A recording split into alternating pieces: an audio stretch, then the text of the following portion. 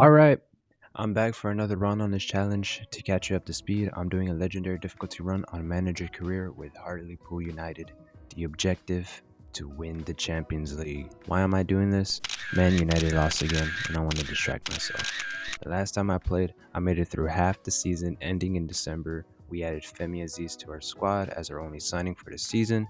He has proven himself as a difference maker with his debut, but the rest of the team has been lackluster with their performances. Ties are the main problem we face. Will this come back to bite us in the race for promotion? From last time, I said I was going to tweak with the tactics and formations to better get us over the hump of drawing matches. I decided to keep the same 4-4-2 formation as I believe that this system worked in my favor to play simple. Now moving to tactics, I adjusted specific player roles that better suit the strength of my main contributors to goal scoring. Femi Aziz, Omar Bogle, Luke Molyneux, Joe Gray, and Mark Shelton get their specific roles to play. Essentially, Femi Aziz gets the green light to free roam the entire game. He's able to use his abilities to find spaces to receive or give passes. This will be crucial as he is our reliable guy that will always be open no matter where the ball is out on the field. Omar Bogle is huge at 6'3". His physicality is what will make him the target man of our team. He will be there to receive the ball through crosses or be the option to pass in order to build up the play. The build up is important as he has better passing attributes than his striker partner. Either way, he gets the ball. He has the opportunity to score or assist. Luke Molyneux turns to the role of always getting behind a defensive line. His speed is what attracted me to put him in that role. He uses his elusiveness to get past center backs as we can exploit the space in front of him via overhead passes to use his speed. Once he chases those passes, I hope that he reaches those spaces with his speed to use his strong finishing to catch the defenders by surprise. Joe Gray is our up-and-coming prospect who I took strong interest in because he played well in preseason. Plus, it helps that I want to build up the youth whenever I can since his passing attribute sucks as a winger.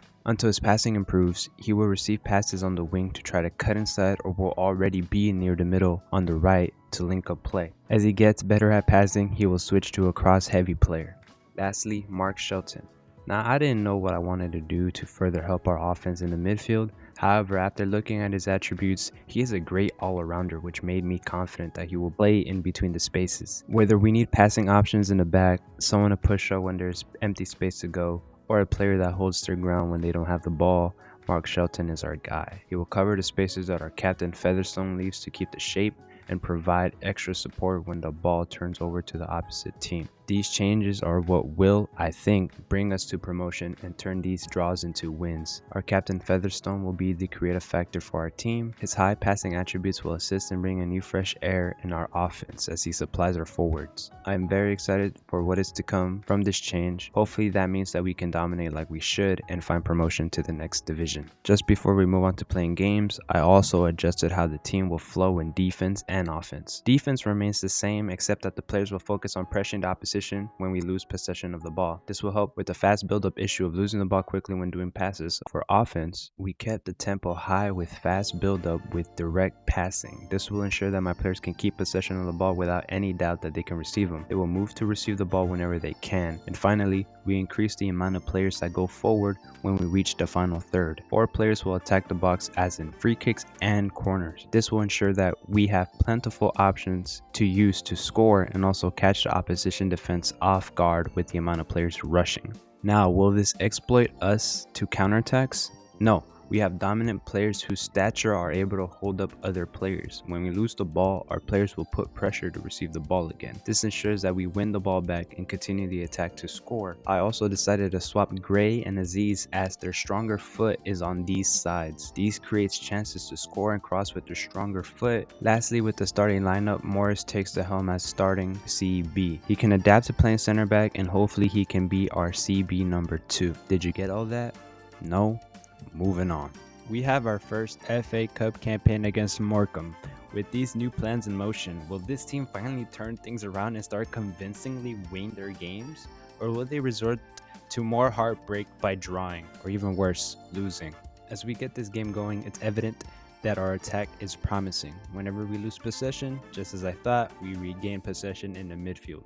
No matter how many times we lose the ball from a bad pass, as long as it's still in play and directly to a player, best believe one of our own will snag it for themselves. The only thing that can stop us now is our own shooting ability and the goalkeeper. As Featherstone finds space to receive a pass, he shoots in between the defense to have it saved by the goalkeeper. At this point of the game, even at just 10 minutes, I start getting happy. I thought about how I wanted to attack and it's coming to fruition. I am Jose Mourinho, bro. These players are amplified from the tactics that I created. Okay, that's a big cringe, I ain't gonna lie. As we move later in the game, our defense takes a shine in this system as we hold them away from that chance and counterattack. With our fast build-up, Odosina takes the ball away to Featherstone. Featherstone handles the man to pass it off to Shelton, which Shelton takes it up to the field, who finds Molyneux, making the run behind, and with a lofted pass, Molyneux is through on goal to score. We took the lead. We actually took the lead. We have the lead. We are in front. We are celebrating in front of the traveling fans as they witness this masterpiece of a team. Jose Mourinho, bro.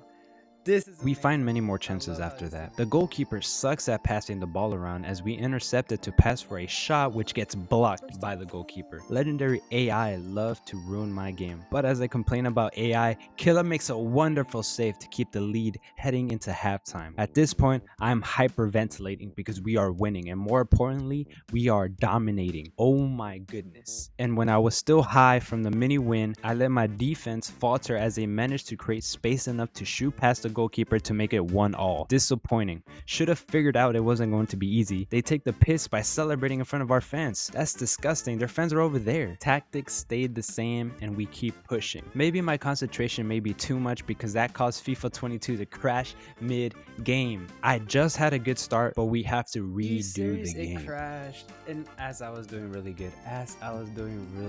Are you serious? I blame the fact that I think they think that I was dominating there, and they're like, oh yeah, that's not supposed to happen around here. So they just decided it's better if I just crash the game instead of lose. Like they can't beat me fairly. They have to crash the game. Now I'm back at it again. All right, we're back.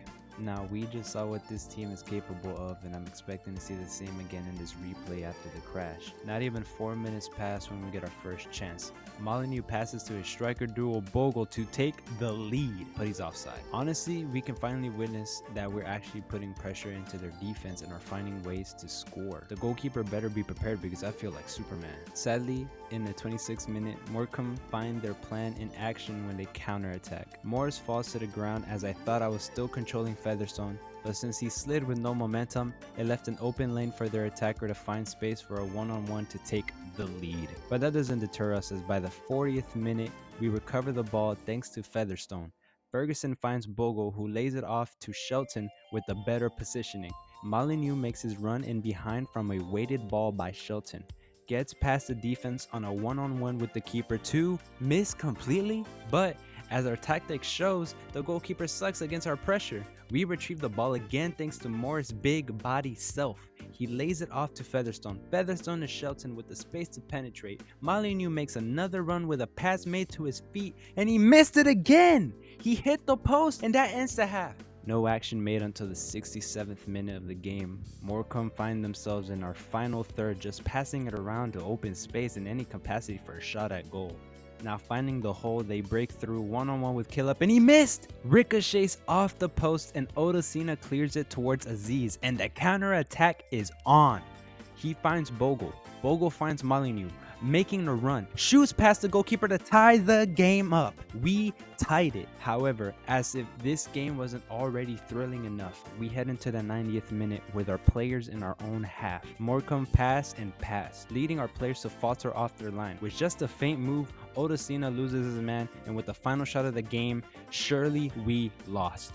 And no, Killup makes the stop in the final seconds of the game. Killup just saved us from defeat. And with that, we get a draw. I forgot that there's a replay now. But nonetheless, we have another opportunity to advance in the FA Cup. I cannot be any more prouder of these boys. Wow, you were actually toe-to-toe with them. How do you feel?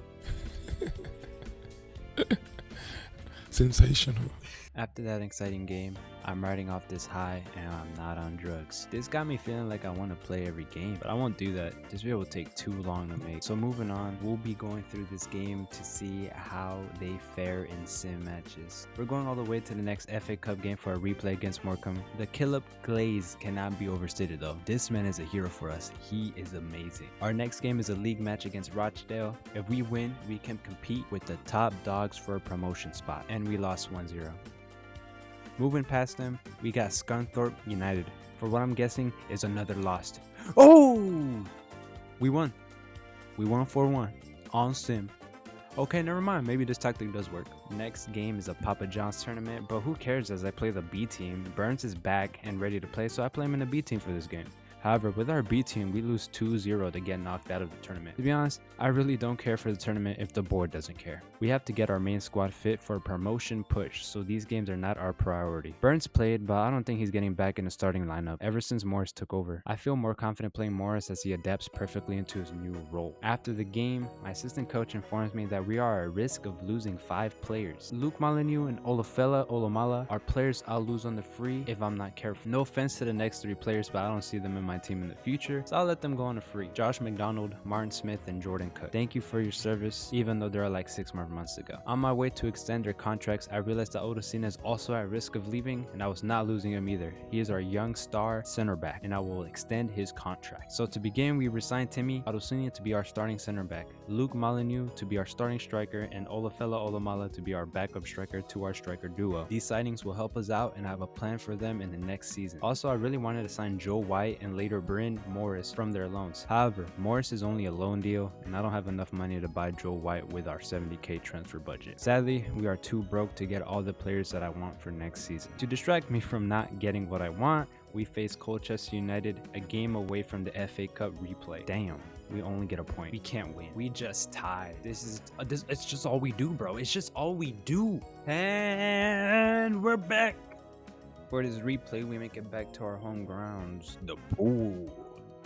We get to do something in front of our home fans, and I feel confident with how the game ended last time to win and advance to the next round. Snowing. Snow has many meanings in literature and cultures. I choose this snow to represent the new beginnings of this club. This is a symbol that brings new changes, a new mentality, a new team. This snow will birth the start of a great team. I feel it. In the 11th minute of the game, we get our first chance with a run by Bogle. Pass it off to Molyneux, who gets held up by the defense, forcing him to turn, facing the middle of the field. That turn causes Molyneux to find the open Featherstone running into space. Featherstone, all by himself, shoots, but gets blocked by the goalkeeper. Pressure is working, our attacks are working. We're attacking spaces in the final third, and I'm loving it. But as fast as we are finding these chances, Morecambe also find these opportunities fast. In the 16th minute, they pass between them and find the tiniest space to run into for them to shoot first time. Massive save from Killip keeps us level, and thank goodness there's no other Morecambe player to grab the rebound as Ferguson clears the ball away. But after that, no action faced as we head into halftime. 0-0, but the scoreline doesn't show how great this team has been defending and the amount of chances we've had to take the lead. I'm very happy, and I'm sticking with the same plan for the next half. The same plan presents this opportunity in the 52nd minute. Sterry, our right back, pushes up the field to find a pass to be made. Bogle takes matters into his own hands and proceeds to time his run behind the defense. A left-footed lifted pass catches the defense off guard, and Bogle's 6'3" self jumps with no contest to head it home in the goal. Give us the lead. As you can see, I was very happy for that goal. Not even 10 minutes later, we now have another opportunity to score as Aziz takes the space in the middle to find Bogle, making another run towards goal. But the speed of the ball caught Bogle swinging his foot late as the goalkeeper makes an easy save using his body. As the game carries on, I make a substitution to make a larger impact to the game. Here comes Crawford for Gray. Hopefully Crawford can prove me wrong that he deserves the starting role. So with that, in the 70th minute, we build our attack hastily. Aziz receives the ball, waiting for Ferguson to overlap. Ferguson finds Featherstone making the run on the wing, who tries to cross as soon as possible for Molyneux. However, the cross wasn't placed well for Molyneux to shoot, finding Crawford, who cuts inside, who sets up his shot for his left foot to rifle the ball into the top left corner. The goalkeeper had no shot saving that as we double our lead in the game. We're winning. What a super sub. Now with a convincing lead, we keep on the attack. In the 77th minute, we push again. We have Ferguson running down the wing with the striker duo running to try to find the pass. With the cross, Crawford decides to hit it on the volley, which is perfectly executed as it bounces off the ground and confused the goalkeeper. And now he has 2 goals to his name. We are 3-0. Crawford said, "Put me in, coach, because I'ma bring this impact with me when I play." I do not care what happens next, but for one thing only, keep a clean sheet. For Killip, our star keeper, has shown that he deserves to stay for the next season. As we face another attack by Morecambe, they find a way to keep the ball no matter how many men were in front of him. Killip makes the save to keep the clean sheet, and Odosuna boosts the ball forward for a counter. Molyneux gets it and heads it, tries to handle it, but with the pressure, he was forced to pass it to Aziz, who was wide open. One-on-one with the keeper, his fate was already sealed with a strong left-footed shot, sends Hartlepool United to the 3rd round of the FA Cup. We won 4-0. With that massive win and a trip to the next round of the cup, I'm feeling pretty good for myself in the way this team has changed with just a few adjustments. I feel incredible. With that incredible performance by Crawford, it makes me want to reward his efforts by letting him start the next game against Mansfield Town. So we continue our league efforts against them for a big 3 points, and we win 2-1 against them, which is great, but I guess Crawford was too excited to be back in the starting role, for he had a straight red in the 40th minute. We won the game late with 10 men via goal by Gray to win it for us. Seems like Gray did not deter from the challenge. He was not bothered with being benched as he competes by winning it for us in the 85th minute. Gray may as well won his starting role back as Crawford has to set out his next game. Hopefully the team feels that competitiveness as well as they continue in another league match against Tranmere Rovers. Tranmere Rovers in this time are in 1st place in League 2, so no other better way to face the #1 team than to play them. This is just an excuse to control my players again. Gray makes the start. Let's see if we can bag us another goal.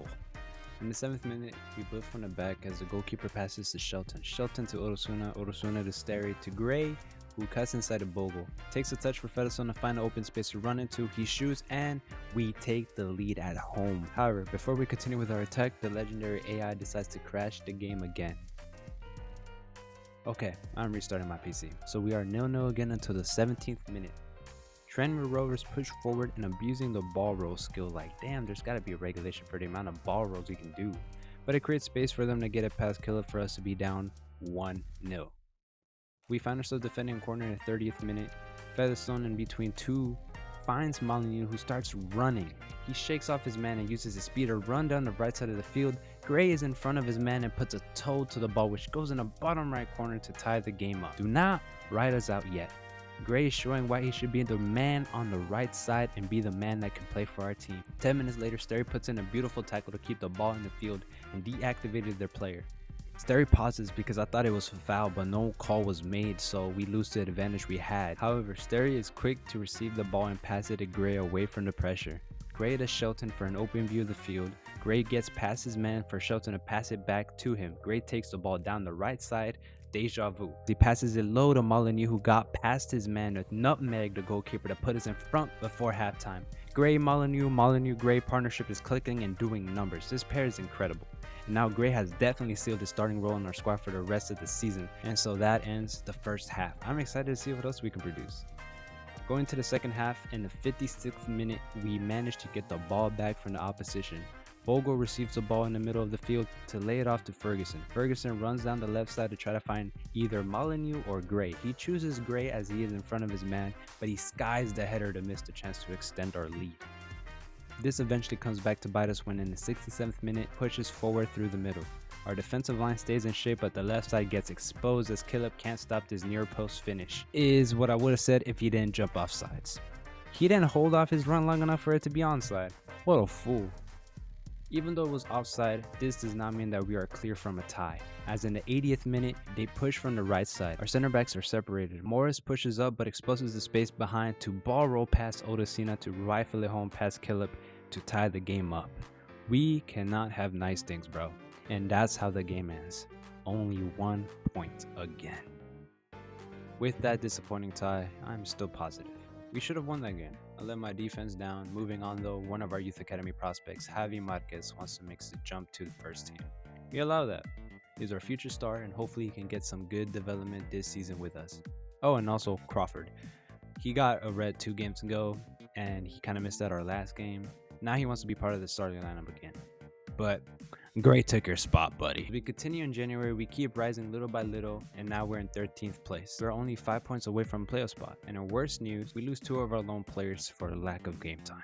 Now, I wasn't planning on doing anything with Isaac Fletcher. I was making plans for Joe White. He was supposed to take over for Featherstone, but the funds were low, bro. We are broke.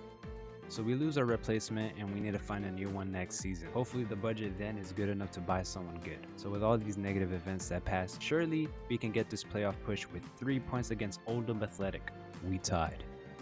What's funny is that Crawford scored to secure the tie from the loss. They are competing, bro. Not even a week passes as the Chinese team Beijing Wan FC have clocked Marquez as a talent. Their season doesn't start until late February, so I'm a little hesitant to send him there. But he has a better chance to start regularly in China, so I decided to send him there for game experience. Hopefully he comes back well developed to fight for a spot in the first team. To distract myself from thinking that they will turn my boy into a winter soldier over there, we have another FA Cup matchup.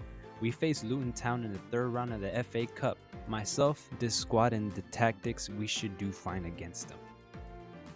Defense, this game was on lock. Any chance they had was squandered by a defensive line. With all the defensive stops we had, we finally get a break forward.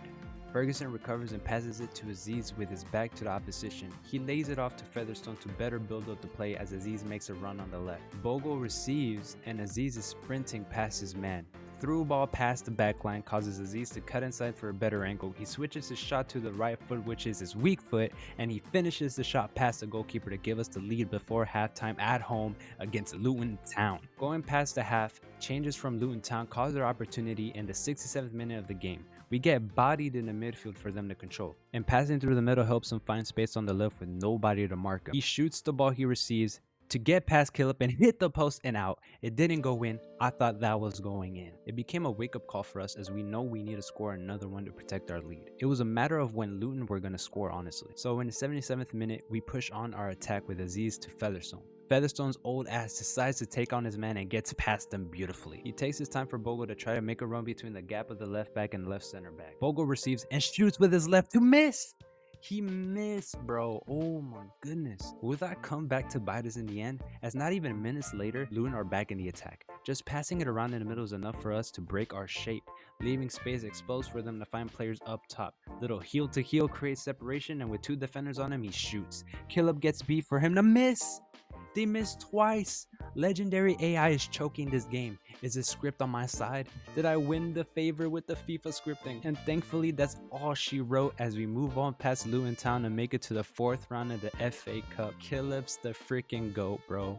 With that incredible win with a higher opposition, we really proved ourselves to make a big push in the league.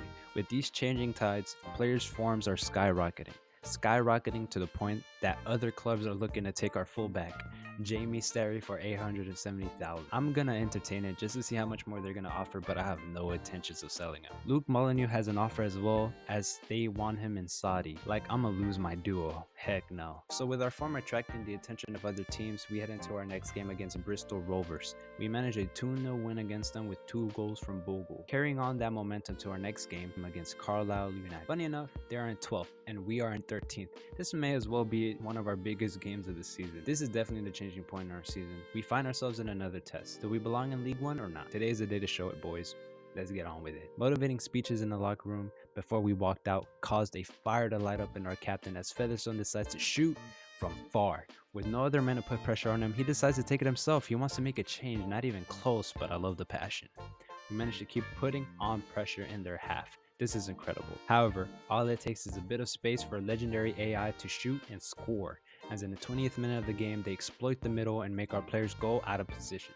Odosina is the left back now and forces a confusion with the left side, where they pass back in the middle with a skill to halt Morris to shoot with that small space created, but Killip was all on that. He keeps it out with a routine dive. 10 minutes later, with a lot of defensive stops from Carlisle, we recover back the ball we lost once again. We attack. Recovered by Shelton to lay it off to Featherstone with better vision. Gray cuts in, Bogle makes the run, and a small touch to the bottom left corner gets past his team to take the lead. Bogle celebrates in front of the opposition fans to introduce himself to him. The fire to win was still lit, and even better, the fire was made bigger based off of a defensive stop by Odesina that Gray receives. Not even 5 minutes from our first goal, we have another great chance to score. Great touch that doesn't slow him down. One-on-one with the keeper is too easy for Mourinho as he repeated what Bogle did and buried it in the bottom left corner. He celebrates in front of the same crowd as he introduces himself to them. This striker duo is deadly. We get too hyped and lose focus as I wanted to celebrate this lead into the half. Last attack from Hartlepool United before the half has our defenders and midfielders in the backline. Skillful dribbling by their players creates separation once again to find one space to shoot with his right. There is no chance to save that. I got cooked by the AI before the half. We don't deter from the challenge as we get our heads back together. After the half, we go back into the attack, pushing as much as we can to get another 2-goal lead.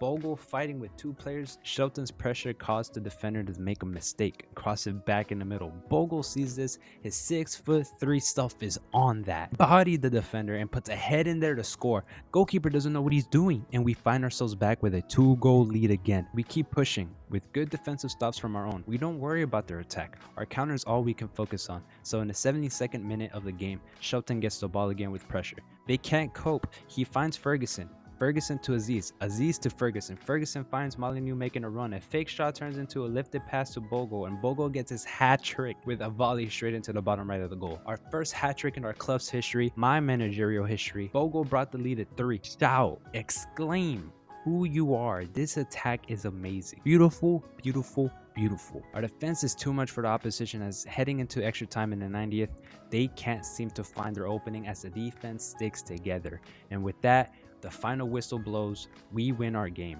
12th versus 13th doesn't seem that exciting, but it is a statement for me and the boys. Playing that we can get over that hump, we can reach promotion, and that we can win confidently. I know the boys are buzzing with this win. We leave the episode here. So many games played and simmed in December and January. Jurgen Klopp was right about the amount of games played in England because this is bonkers. Anyways, without the tide is turning for our team, I'm excited to keep going. I legit thought that I would have to quit this challenge as I always struggled against legendary difficulty, but it seemed like all I needed was a better strategy. Maybe in the future I'll raise it to ultimate for a better challenge, but that's for another time. Well, that's it for now. The video's long enough as it is, so thank you for reaching this far, and hopefully the next one comes soon. Thank you.